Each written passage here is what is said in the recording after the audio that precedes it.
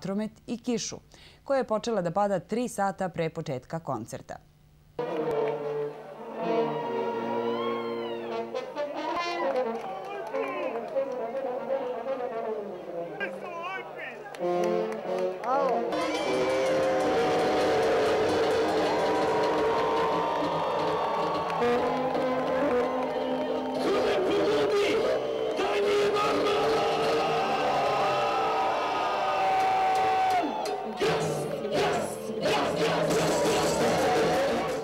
Bregović i 10 članova orkestra popeli su se na ogromnu binu sa video-bimovima oko 23, a sišli 1 sat posle ponoći.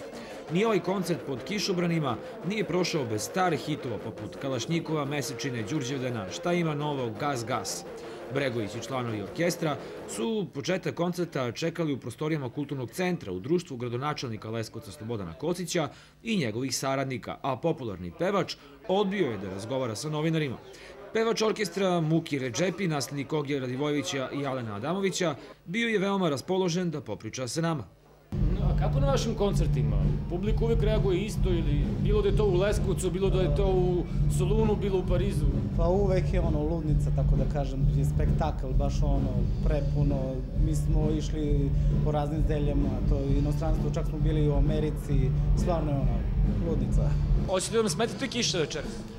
Neće smetati kiša, obzirom da je gost našeg grada, najveća rock legenda XU prostora, dakle naših prostora. Meni je čast kao gradonačelniku i da sam imao prilike da lično upoznam gospodina Gorana Bregovića.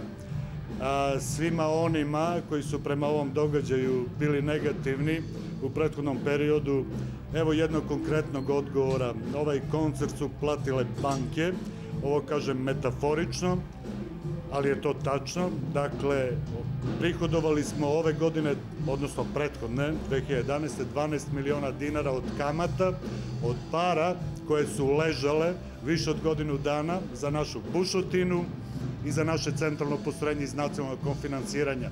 Dakle, ne od para poreskih obveznika, nego od naših dragih banaka. One su platile ovaj koncert indirektno. Ja moram da vas pitam, pošto Goran nije hteo da razgovara sa novinarima, da li možete da nam odate barem nešto što je rekao vama, a što možete ovako da prepričate za meni? Pa evo, rekao mi je kad je služio vojsku u Nišu, da je vrlo često i vrlo rado se vraćao u Leskovac. Pitao sam ga je li to zbog hrane, ostavio me bez odgovora.